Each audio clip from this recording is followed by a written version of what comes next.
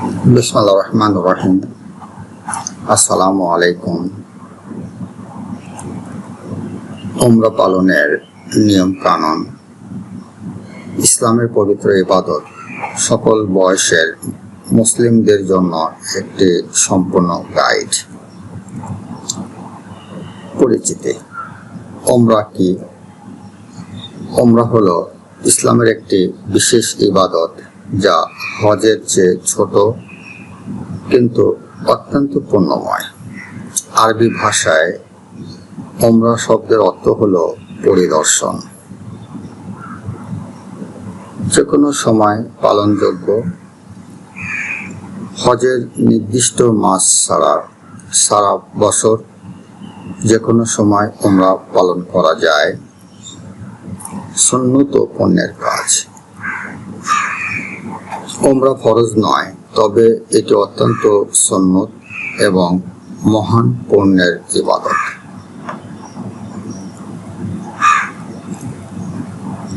উমরার শর্তাবলী। Condition of উমরা। উমরা পালনের জন্য নিম্নলিখিত শর্তগুলো পূরণ করা আবশ্যক। ইসলাম, মুসলিম হওয়া আবশ্যক। বুদ্ধিমত্তা, সুস্থ মস্তিষ্ক থাকতে হবে। প্রাপ্ত বয়স্কতা, বালেগ হওয়া প্রয়োজন। স্বাধীনতা, স্বাধীন ব্যক্তি হতে হবে এবং সামর্থ্য, শারীরিক ও আর্থিক সামর্থ্য থাকতে হবে। প্রথম ধাপ বা ফার্স্ট স্টেপ, ইহরাম বাঁধার নিয়ম। 1. স্থান মিকাত। নির্ধারিত মিকাত থেকে ইহরাম বাঁধতে হয়। 2. পোশাক। পুরুষদের জন্য সেলাই ছাড়া 2টি সাদা কাপড়। মহিলারা সাধারণত পোশাক পরতে পারেন, মুখ খোলা রাখবেন। 3. নিয়ত ও তালবিয়া। উমরার নিয়ত করে লাব্বাইক আল্লাহুম্মা লাব্বাইক করতে হবে। ইহরামের নিষেধাজ্ঞা। ইহরাম অবস্থায় নিম্নলিখিত কাজগুলো করা সম্পূর্ণ নিষিদ্ধ। সেলাই করা পোশাক। পুরুষদের জন্য সেলাই করা পোশাক পরা নিষেধ। মাথা ঢাকা। পুরুষদের মাথা ঢাকা সম্পূর্ণ নিষেধ। সুগন্ধি ব্যবহার। যে কোনো ধরনের সুগন্ধি ব্যবহার নিষেধ। শিকার করা, যে কোনো পানি শিকার করা নিষেধ। বিবাহ বা প্রস্তাব, বিবাহ করা বা বিবাহের প্রস্তাব দেওয়া নিষেধ। চুল ও নখ কাটা, দাড়ি, চুল বা নখ কাটা সম্পূর্ণ নিষেধ। তাওয়াফের নিয়ম। রুলস অফ তাওয়াফ। 1. শুরু হাজরে আসওয়াদ। কালো পাথর বা হাজরে আসওয়াদ থেকে তাওয়াফ শুরু করতে হয়। 2. দিক ও চক্কর। কাবা বাম পাশে রেখে বাম দিকে ঘুরতে হয় মোট 7 বার। 3. পবিত্রতা ও পোশাক। উযু করে সতর ঢেকে তাওয়াফ করতে হয়। প্রতিটি চক্করে দোয়া করা অত্যন্ত উত্তম। মনোযোগ ও বিনয়ের সাথে তাওয়াফ সম্পন্ন করুন। তাওয়াফ হলো উমরার সবচেয়ে গুরুত্বপূর্ণ রুকন।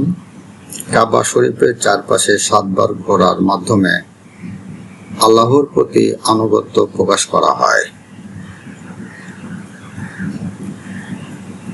তৃতীয় ধাপ, স্টেপ 3, সাফা মারওয়া সাই করার নিয়ম।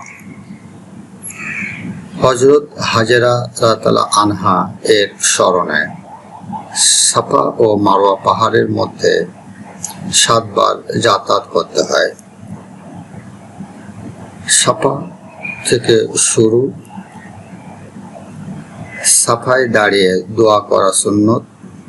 তারপর মারওয়ার দিকে যাত্রা, মধ্যবর্তী অংশে দ্রুত চলা, সবুজ আলোর মধ্যবর্তী অংশে দ্রুত হাঁটা উত্তম। তাওয়াফের পরে সাই, তাওয়াফ সম্পন্ন করার পরেই সাই করতে হয়। অজু অবস্থায় সাই করা উত্তম।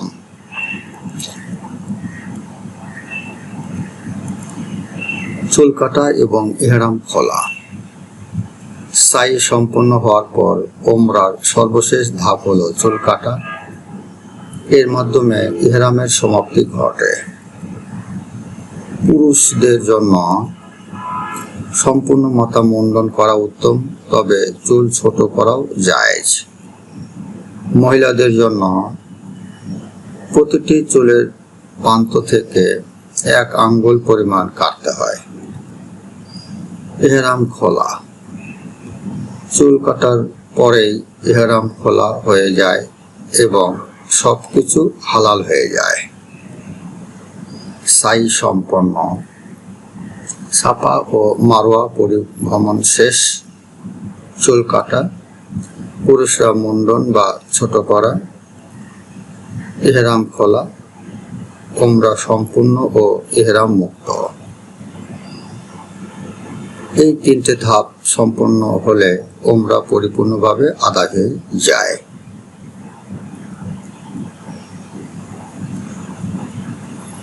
উমরার সময় এবং ফজিলত।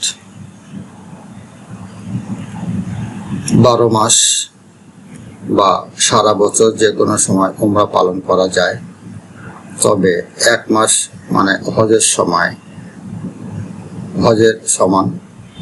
রমজান মাসে একটি উমরা একটি হজের সমান পুরস্কার বহন করে।